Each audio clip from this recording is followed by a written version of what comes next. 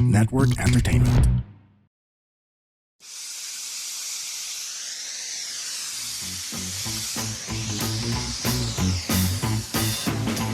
You're listening to Now Steaming, and we are way through the Mid-Autumn Festival. It's very much underway. We hope you enjoyed last week's episode on the dice game.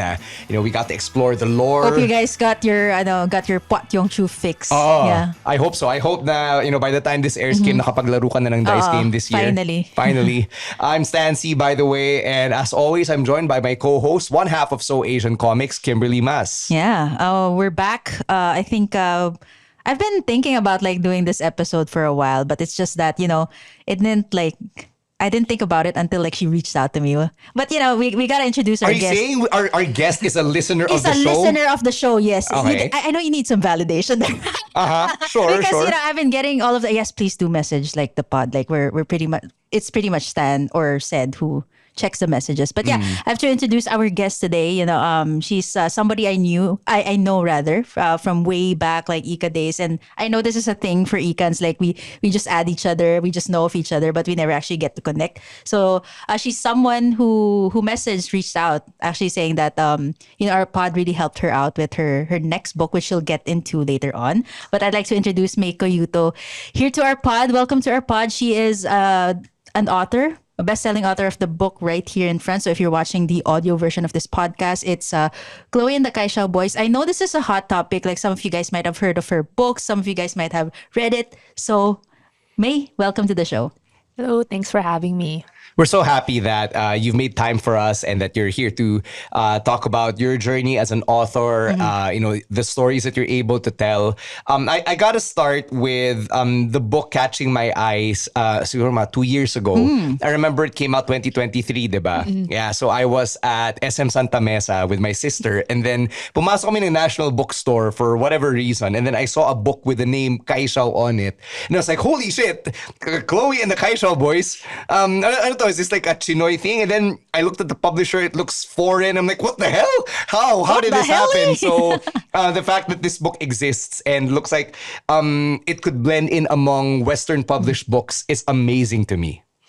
Yeah, it got published 2023, but then I actually started trying to get it out there since 2018. Wow. So the story was written long before pa? I started writing in 2017, and I had kind of a final draft by 2018, or a draft ready to send out. And when I was trying to get, so with US publishers, kasi you need to get an agent before pitching it to the publishing houses. So I was trying to send kind of a pitch to a lot of agents, and it's kind of like job apps. You just send different emails, and then that was the year that I think Crazy Rich Asians and To All the Boys I Loved Before came out.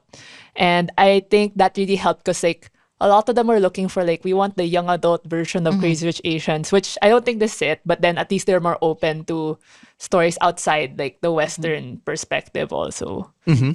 So when you say agent, it's kind of like having a talent manager, diba? Kind of. So they're the bridge between me and the publishing houses. So when we negotiate for deals and everything, they're my agent knows way more than I do. So and they're the ones who pitch it to these editors, and the editors are the ones who kind of meet with the teams at the publisher, and the editor is the one who says oh, we should bid on this book, or we think this can sell. And I'm actually curious, how did you meet your agent? Was it something that you actively looked for? Because some people who want to get into want their works published, they would actually really look for a publisher or an agent. So did you actually do that, or was it more of the agent came to you, or you just really wanted your work published? So the first time I tried getting an agent was when I was in college, 2015-ish. At that time, I didn't know anything. So I was kind of just I Googled literary agents and just emailed whoever. And I didn't get yes, which is, I think was better because I didn't know what I was doing. So just sending it to whoever. But the agent I have now, she represented a lot of my favorite young adult fiction books before. Oh, and I actually pitched nice. a previous book to her in the past. And then she gave me a really nice rejection. So I think that gave me hope na, okay, when I have something else, maybe I can try again. And I remember when I was writing out, it's called a query letter, where I have to write a pitch about the book and myself. And then I wasn't done yet, but then this agent was closing to submissions like that same day. So I said, okay, I'm gonna rush and send it out. And I was so scared because I realized there was a typo after. I was like, oh no, I lost my shot na. And then it was so funny when she got back to me. She said her husband's actually Chinese Filipino. Oh wow. Wow. But she's I think, Vietnamese American. And her husband grew up in the States. So I think she was excited when she's like, oh my God, that's your life. And the husband was like, oh, I'm not sure. My family hasn't been in Manila in so long. But I think that was what also caught her attention then. The fact na yun nga, it has ties to a very unique subset of the Asian diaspora.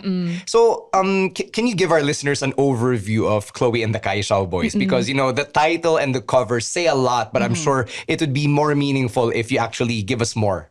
Yeah, so Chloe and the Kaishao Boys is basically a young adult rom-com about Chloe, a girl who went to like an all-girls school in Manila, but Sounds familiar. Sounds familiar. And then she basically just graduated and got into her dream school in the States, and she wants to study animation. But then her dad would rather her stay home, probably study business or something more practical. Yo, this is like hitting me already. Okay, go on. And then so the dad's plan was to set her up on like Kaishao dates. So his idea is like basically I'll convince her to stay home by getting her a boyfriend, and so chaos ensues. Yeah. I love how chaos ensues You just know. thereafter. And we got, you know, a fellow guest also who guest in the show, Clifford. Clifford Temprosely. Yeah. He actively looked for a Kaishao date through the pod also. Yeah, through the podcast. Really? Nanawagan siya towards the so- end of the episode. So, yeah. tahi-tahi na tong lahat. We've got like an entire Tsinoy cinematic universe or something. Chloe and the Kaishao Boys, as Kim said, resonates with her for several reasons. But how much of yourself, your own story, is Chloe's story? I think I really relate to, as someone who's pursuing like a kind of creative career, I feel like it's very hard when you're in like, even if my parents are very supportive, I feel like if you're one of the few doing it in a society that doesn't really recognize arts as like a career, you always have this like imposter syndrome, which I feel like I poured a lot when I would write about Chloe and her feelings about animation. Like, even if she gets like she loves what she's doing, even if she gets in like this or gets to try out for like an animation festival, there's always this lingering doubt na is this right for me, should I go for it? So I think that's a part where I really poured a lot of myself into this, and I think like from going to an all-girls school, a lot of big moments here are like they go to a school fair, a variety show is like a big moment in the book. May akwe din ba dyan? Walang ako. Maybe wala next ba? time. Ako is acquaintance party that happens in second year for First Xavier. year. Yeah. For first year. Oo. Ano ba? Ay, tama. Yung second year is With the third year soiree. Xavier. Soiree ba Yeah. yun? That's Yeah. the one with the different batch na yun. Yes, Third year yeah. Xavier, second year Okay, Ika. okay. So yung akwe, or for the non-Xavier Ikans out there, no, yung lore is akwe is acquaintance party where the freshmen of Xavier and Ika get together. And this meet. very forced and awkward social interaction. So awkward. Yes, so awkward. Yeah. Actually, you know, I wanted to just put this in quick. You know, the first time I picked this book up was the same reason as Stan, because I saw the word Kaisha and I was like, wow, it's I never see this on bookshelves. So I feel like some sort of representation also there. So when I picked it up, I automatically read the premise and I was like, who's this? I know her. So when I read the premise, it was very much like my story also. Like I took up animation, same case as my dad. I wanted to go abroad for it. So it really resonated with me a lot. And then by the time like I saw this book, my friends were also talking about it. So, you know, they gave feedback and then they actually bought the book because they were curious about, you know, what it was like. Like, is the author actually Filipino, Chinese, ganon. And then, you know, when we saw your background, it's yeah. Pretty much it. Actually, a little bit of like into you also, like parang so for a lot of our listeners, she's Ikan, and then you went to the States, right, to pursue, what was your course there? Psychology. I went to Pomona, which is like an hour from LA. And then how do you get from taking up psychology in Pomona to becoming To an author? author, How yeah. does that happen? It was so. I was lucky, like when I was in high school, I had opportunities to write also. I had a book published by Anvil Publishing here.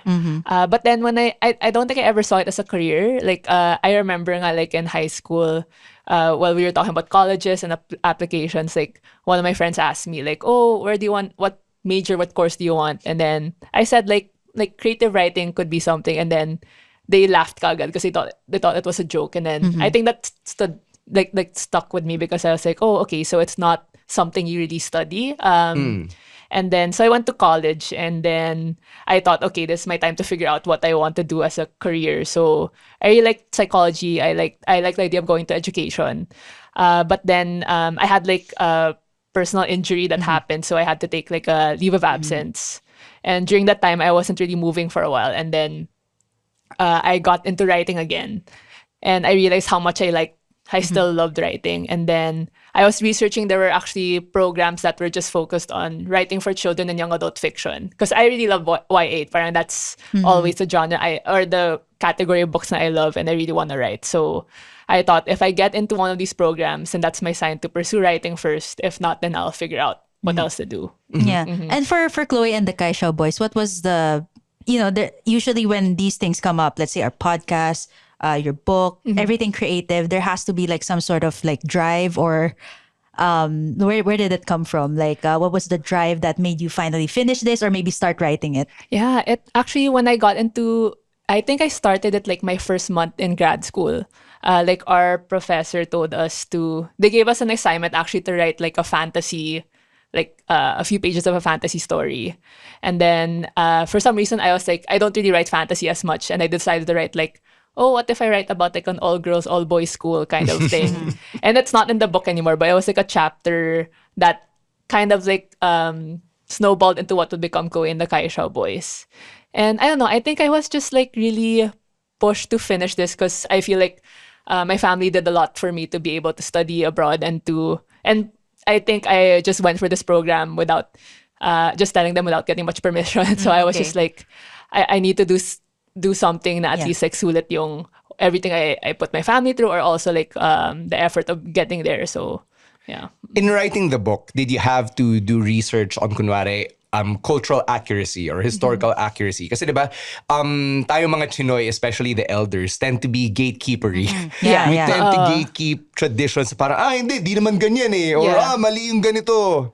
Yeah, so the first draft, I think I wrote it as more like, okay, like out of my head or like from experience. But then when I was revising, that's when I was like, okay, I need to fact check some things. And then I actually consulted my nephew has like a Chinese teacher, and then she was the one I asked because I'm not fluent in Hokkien, and then it's not really a written language, so I wasn't sure like how do you write down certain phrases. So she, even for my next book, she's the one also who I asked about like, how do you write this, or does this make sense? And then I also appreciate like your podcast, and I watched. Then there was a series by Tsinoy TV called like Chinese by Blood, Filipino by Heart. Yeah. I super loved. They had like snippets of like history of Philchai history. So I would watch those episodes, and then I think it was Teresita Angsi who mentioned something about why Chinoys got into business in the first place. Yes. Because back then, akala ko lang like, oh, a lot of Chinoys have family businesses because we're good at business. I didn't know that there's a long history of like not having citizenship and like Not things. being able to be professionals. Yeah. So that's something that actually Chloe and her dad have like a moment at the end of the book, and he kind of explains some of that, of like why he wanted Chloe to be in business, because that's kind of like where he was coming from. So I didn't know that when growing up. So parang that was a eye-opening thing for me, and I included that in the book then. In writing the Philippine Hokkien in the dialogue of the book, kasi yung nga, Philippine Hokkien tayo, diba? Which is different from like the Taigi of Taiwan and the Hokkien, the Minanhua in southern China. How easy or difficult was it to integrate it into a book, given that your publisher is more American? Yeah, it's also very simple and very few instances of Hokkien in the book. I wish there were more, but I'm like not so sure if I can do a whole lot. But I think what I did was I just added everything there. Like there's some Tagalog, there's some Hokkien in there. There's a lot of cultural references to things in the Philippines. And I just thought, okay, if they ask me to pull back, then I'll edit. But for now, let's see how they react if I put everything in there. How much they can get away with. Yeah. And they allowed everything to stay. I think we just had a discussion. So at first, I think one of the editors wanted there to be footnotes sa book. But I kind of didn't like the idea of footnotes because it feels very academic, or I don't know. So we decided on like a glossary at the end. So if you turn to Yeah. the last few pages, there's like a glossary of all the Tagalog, Hokkien, and the Taglish stuff in the book also. I would have loved the footnotes. And then I just sidetrack kasi Yeah. I'm a huge fan of this website called The Ringer. It's owned by Spotify and it's a sports and pop culture website. So may mga footnotes sila. And then if you click it, there's like context for a cool. certain term or a Yeah. certain story or whatever. So like as a reader, I would probably be super happy with my footnotes. Yeah. And my translation. I think for, to add, Crazy Rich Asians had that. Yung The like the footnotes, footnotes, yeah. like they'd put asterisk and then it was the spelling of like either the Hokkien word or the Mandarin word they translated on the bottom. So yeah, it's very interesting. And like, like what you said, there's no written language for Hokkien. How did they actually come to like spell Kaishao and also the other words in the book? Like, was it just based off of how you heard it at home, or was it like that, or was it more of like let's just wing it, or yeah? So I talked to like my nephew's Chinese teacher and then another Kendrick, I think his name is Kendrick, and then he teaches like Hokkien also. So I would consult with the two of them, and then they would kind of like agree that like technically this is better, but then it sounds, or it's easier to read if it's like spelled like Kaishao like that. So yeah, it was like just a discussion of like I think what's easier for the readers and what doesn't seem super incorrect if you're someone who's fluent in Hokkien when you read it. So hopefully we reach that balance. That middle ground, no? Kasi, yeah, you can't please everyone. Yeah. You mentioned that you've had this story since 2017, 2018, but the book didn't come out until 2023. So what did you do in that interim period? Yeah, so I thought before that once I got an agent, that was like the hard part, and it would like take off after then. But actually, the longer process was getting the publisher for this book. So I remember getting an agent 2018, and then we revised more, and then I think tried submitting to publishers in early 2019. And I remember it was like 10 editors, and I would wait like it was like a couple months of just getting rejections like every few weeks, and then I remember the day na we had one last editor, and I remember when you got that email na it wasn't gonna work out. I remember my friend pa came over and you had ice cream, and I was like, oh no. And then my agent told me na would I rather try with another story or try revising this book? And I didn't tell her that I didn't have another story. So, but all the editors were kind of saying the same things, that they wanted, at first, the Kaishaos were actually not a really big part of the book. Like, I think she gets set up with like more guys, and it's just like she meets one guy, then they disappear. So a lot of the editors wanted the boys to be a bigger part of the narrative.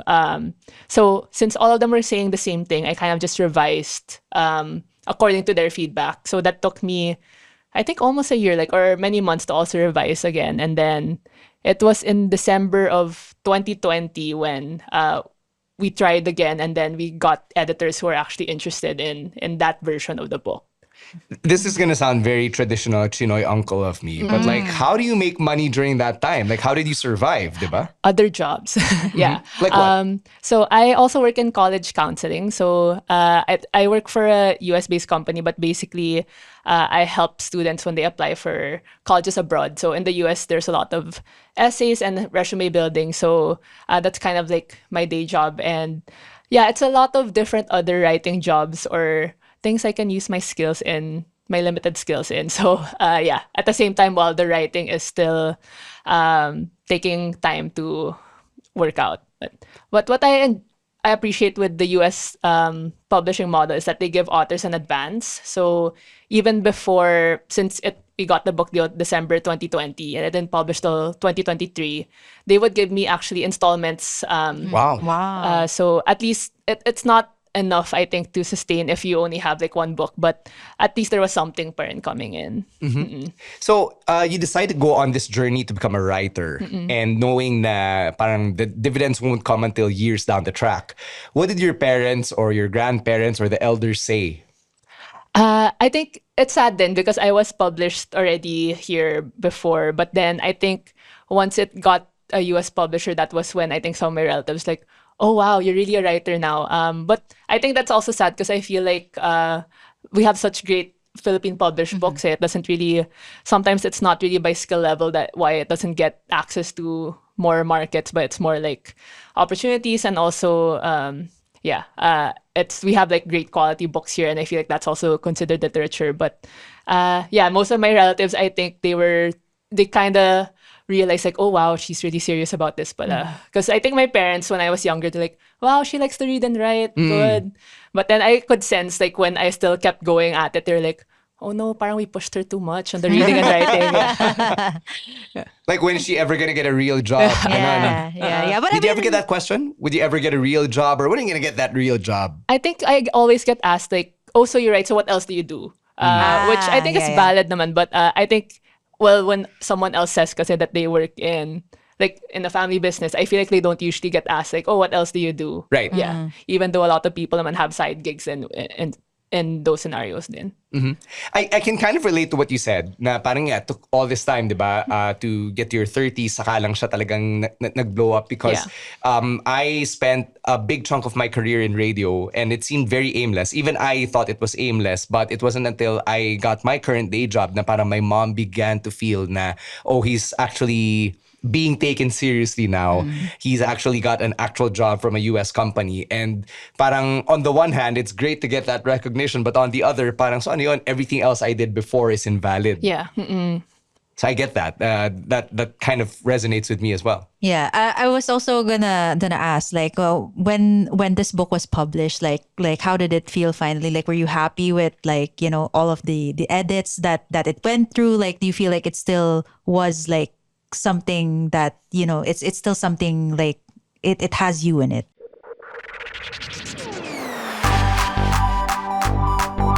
Mahilig ako makinig ng podcast. Eh, ikaw?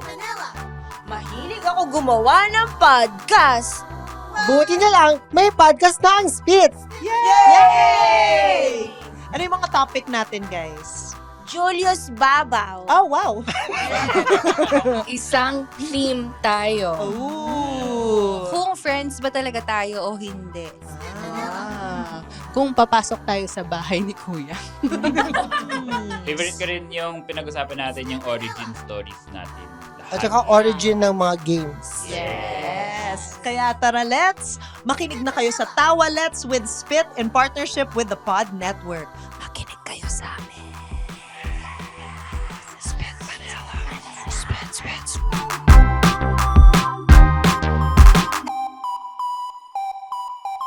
I think the biggest lesson I learned from this book especially is how like you can keep revising. I think revision is when the book really gets to where it's supposed to be. Before I was really impatient naman before. I was like, okay, first draft, that's it na. But with this, like I went through so many revisions, and I think I just got to a point where I was like, if this gets shown to other people, I wouldn't be ashamed of it. I think like that's like my gauge of, I think I could still revise this if I had more opportunities, but I feel like it got to a point where I feel proud of where it is right now. And if other people read it, that's the best I could have done at that point in my life. And I'm still proud of this book then today, even though I feel like there are some parts I'm like, maybe I could have edited that a bit more, but yeah. Self-critical din kasi tayo, diba? Especially for work, even if, you know, it's the best, but it's like your obra maestra or something. It bore fruits rin kasi it's the best book by the New York Public Library, am I correct? Yes, yeah. Yeah, so that's really such a big feat. Like once when you got that award, like was it also some sort of like validation for your parents? Like they finally say, oh wow, it's in the US, you were named best book. Like what did they say about that? I think I'm trying to remember how my parents reacted. I feel like it wasn't that big of a reaction for my parents. I think I dedicated the book to my mom, and then I think that was the part where my mom really felt proud about the book. And then I remember my dad was worried na wala siya sa book, and then he just went, there's an acknowledgement sa end, so he was like, oh, nandun pala ako sa dulo. But that was, it was really nice. I think I remember I found out, I think I got tagged by a tweet lang by New York Public Library. And I just feel so far away na like, why would, or the fact that they recognize a book that was not set in the US and also kind of featured a very niche culture also. So It's very, it's big. I think also like for on my end, I would hear about this. So I think it's a feat like all throughout, like winning best book, like being talked about also in the community. I'm actually like also curious, like what were the comments that you got also from the book? Like I'm pretty sure there's like a lot of good ones, but like what were the best ones you've heard? Were there some people who also reached out to you that you don't know of, like parang praising your book or whatever? One of my favorites is I was at, I think it was the Philippine Book Festival, and then I did like a signing there, and there was a girl who came, and then she was just like, she put the book on the table and she slid it to me, and she was like, I heard this is Ika fan fiction, and I'm like, pwede. And then, ang funny because that was all she said. And then I was like, this really cool because I thought na a lot of younger people sometimes call it like very millennial. So it's cool when there are like younger or kids who are actually in high school who resonate with the book. I think what I really appreciate is a lot of people I actually know from Ika who I haven't seen in so long. They would DM or like message me how much they appreciated the book. I think a lot who have moved abroad kind of feel like this is like a piece of home that it was a reminder for them, which I found really touching. But yeah, I also love when someone calls it very Pinoy. I don't know, because I feel like sometimes it's Chinese Filipino, so sometimes I'm not sure if it would get received well. If it's in the Philippines, but I don't know if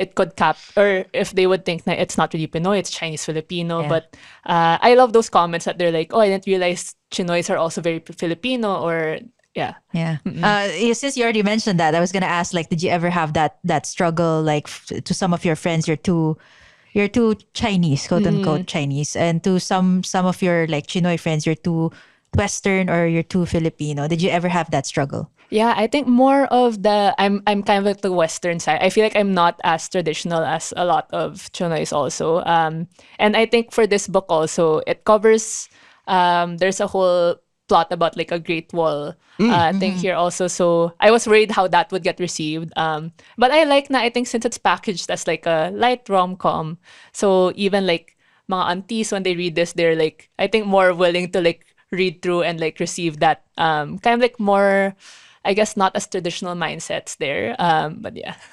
I've got a question about required reading sa Ika. I don't know if you guys had that. Diba? Yung mga parang YA novels. Kasi kami sa Xavier meron eh.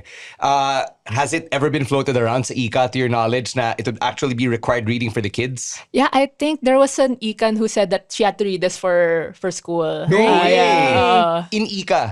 High school or grade school, or just... I'm not sure. Oh, wow. She seemed like in high school, but I'm not so sure then. How did it feel to hear that? Yeah. I was like, oh my God, that's...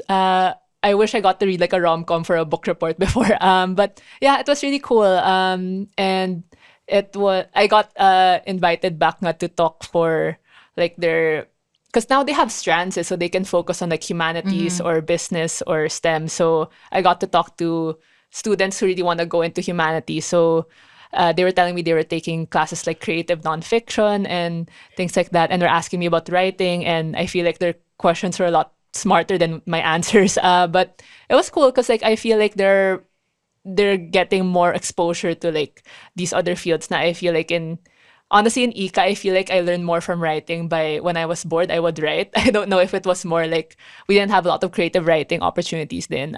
So I'm happy they're getting more exposed to that.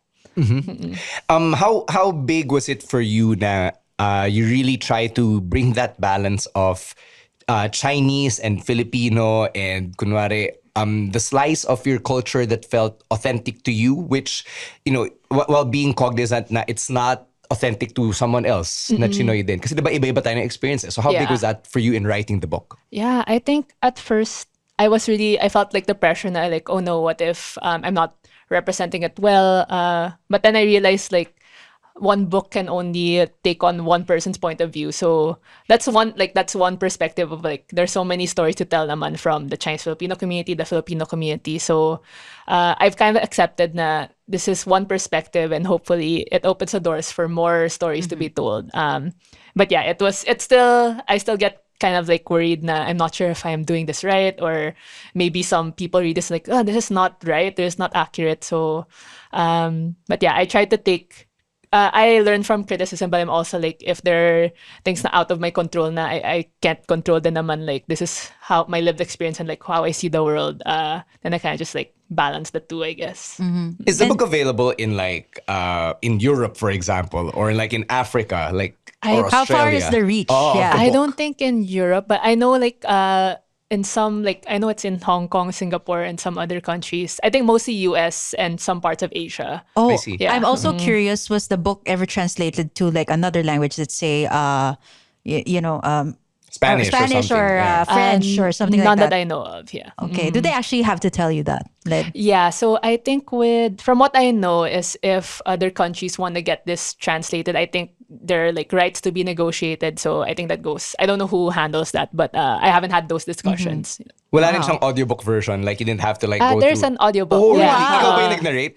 No, it was actually ang funny. That was my publisher who kind of sent me different voice recordings of narrators, and then I think because it's not really, I don't think it's so known. Like, what does a Chinese Filipino sound like? Yes. They're like different people trying out different accents. So, so I was like, oh no, so I picked the person who listened, who kind of felt more natural. But yeah, it was interesting. Like, it was like 6 different people trying what to was the narrate. most the weirdest one that you got? I don't know Or- what accent that was. It was like a mix of like Hong Kong and like Singaporean accent na I was like, oh no, I wonder. So it's within like the Chinese, the Yeah, East Asian, East Asian, East yeah. Asian sounding voices. Okay. Did you get to hear the names or did you get to see the pictures of the voice actors? Like, The- paano yun? Like, did the person who got the part, were they actually Tsinoy? They sent like, I remember there were names in the recordings. I didn't get to see their faces, but the one who narrated this, she's Chinese Filipino but based in the US. Yeah. Oh, Okay, cool. so parang may layer of authenticity pa rin that way. And I think she also narrated a middle grade book that was set in the Philippines. So I got to listen. I listened to a few chapters of that. Then I really like. I feel like it's a voice I can listen to for like hours. Also, And the voice that feels familiar.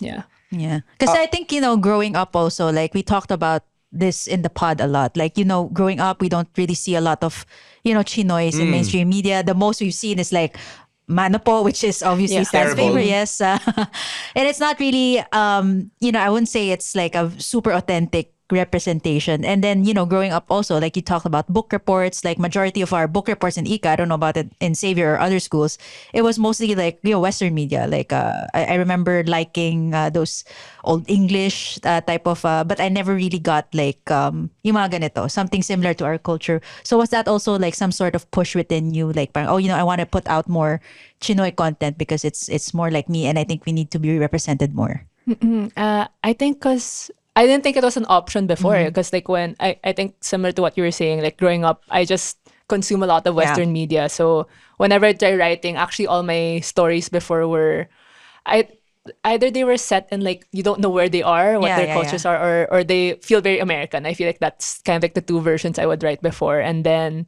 I think when I feel like more stories were getting featured that kind of like had people from other countries or people from different ethnicities, that kind of inspired me to like, okay, what if I wrote something more specific? And I feel like that I write better also if I come from somewhere more authentic than like if I try to be something or try to write like something else. I'm also curious since like Chinoy culture is all about protecting the culture, whatever stays whatever's a secret in the family has to stay within the family, or there's some things that you just can't expose to the rest of the world. So were there some moments like with your parents that they told you, okay, you're writing a book about Chinoy's Filipino Chinese lived experience?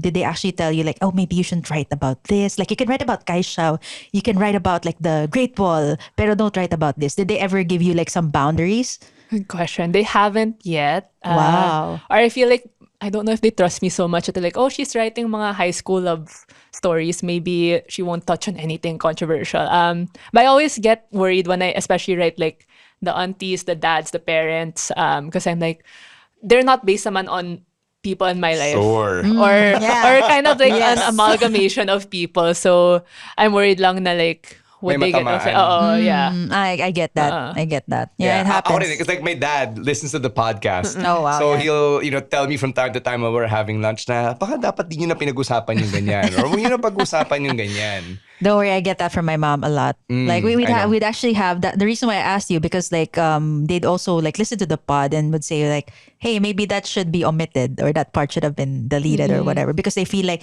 other people might interpret it, in another way where that's not really what we're supposed to. It goes back to the Yeah. whole saving face, diba? Yes. Ay, paise kasi Or nakakahiya. it's embarrassing, yeah. In the years, in a couple of years since Chloe and the Kaishao Boys came out, what have you been working on since?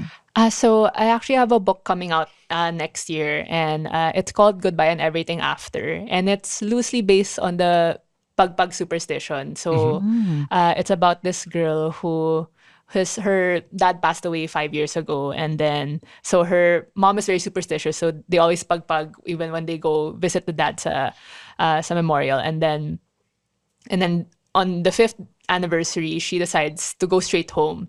And the next day, the spirit of her dad shows up, and she's the only one who can see the dad. But that's kind of like the premise for that. Yeah.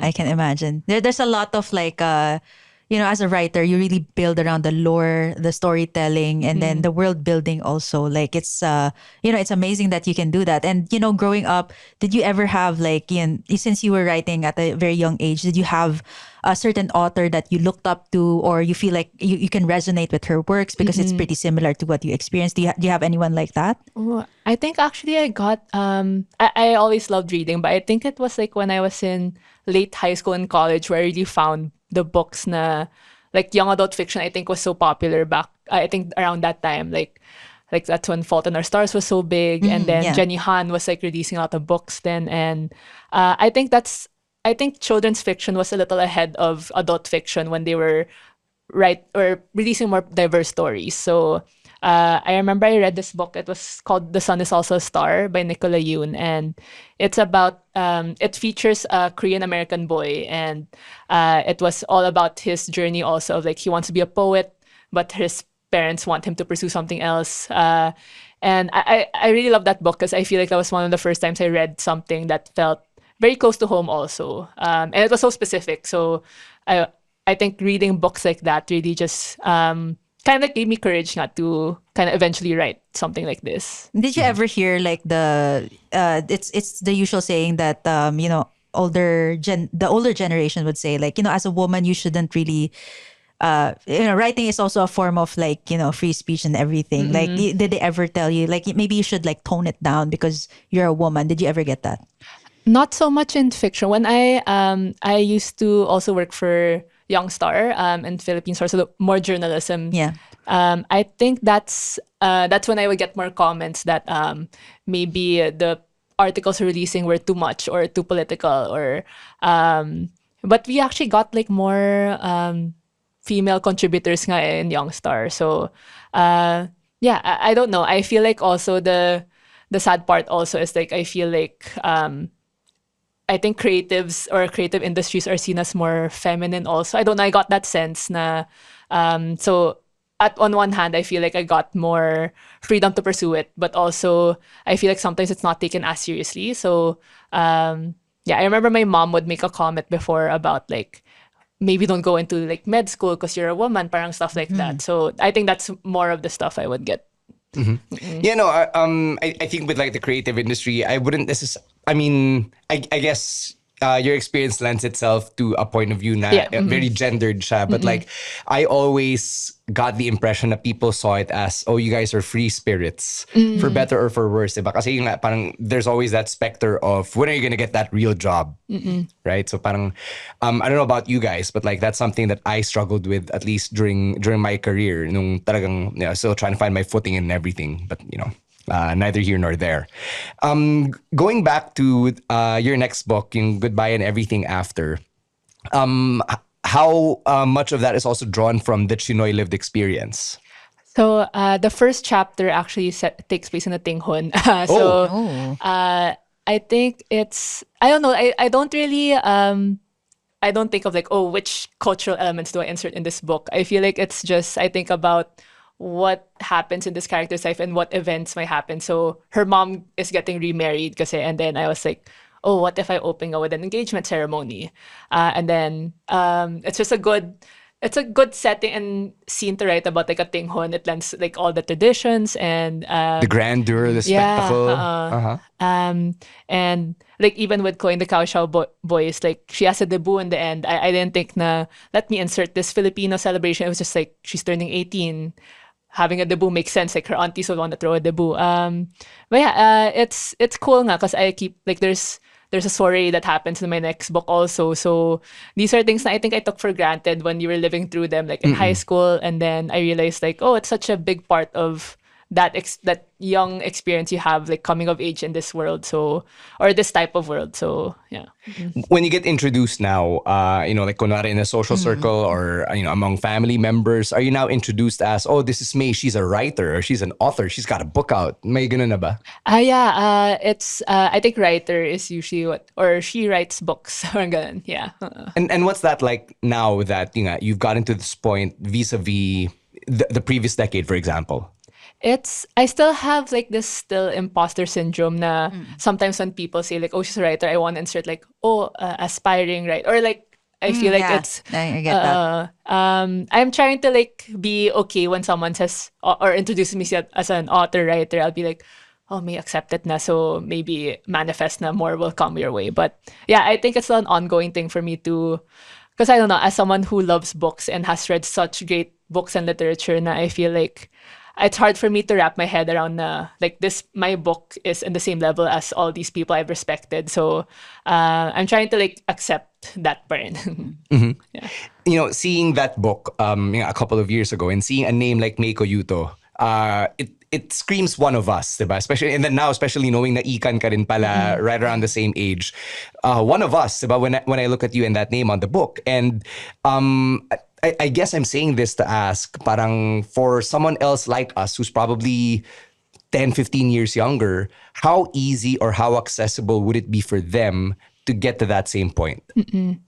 Yeah, I think actually I always struggle when I go to like school visits, and I feel like the question I get asked a lot is how is it practical if I go for like a creative career or like if I try to write books.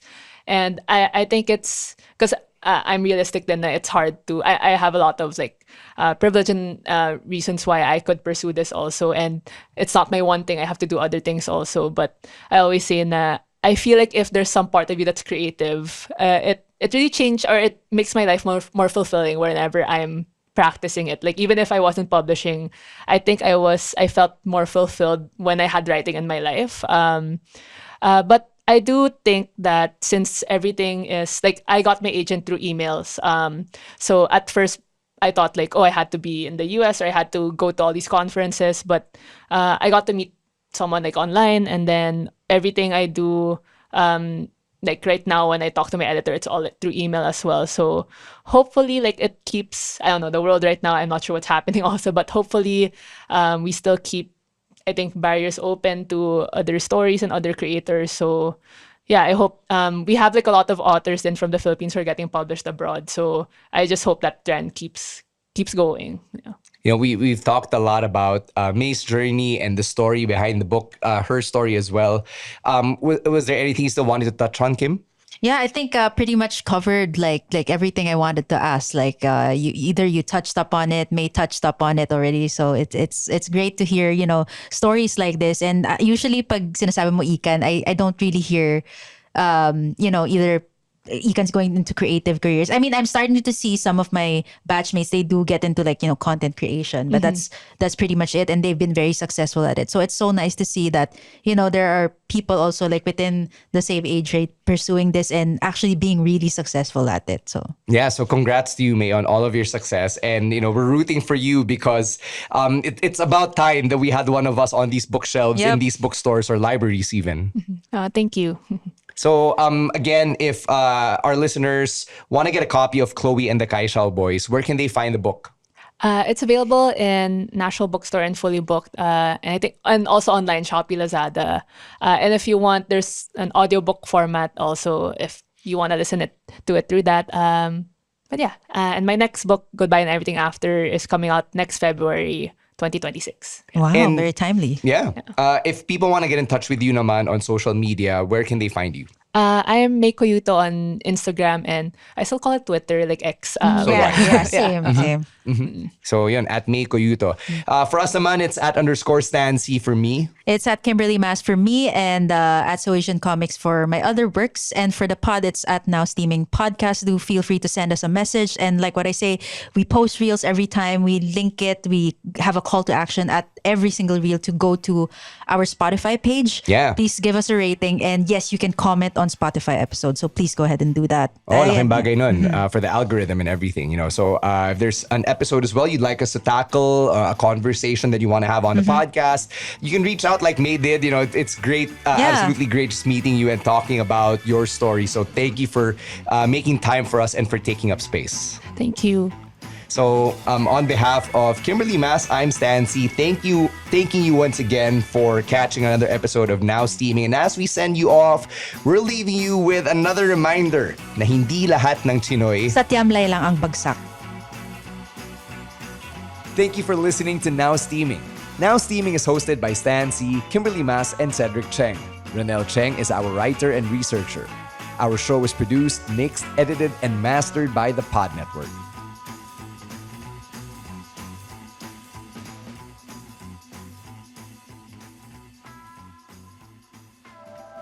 The opinions of podcast creators, hosts, and guests are not necessarily reflective of the official stance of the Pod Network Entertainment, its hosts, or other network programs. The content created by the people behind the podcast is personal and not meant to harm any religion, ethnicity, group, organization, company, or individual.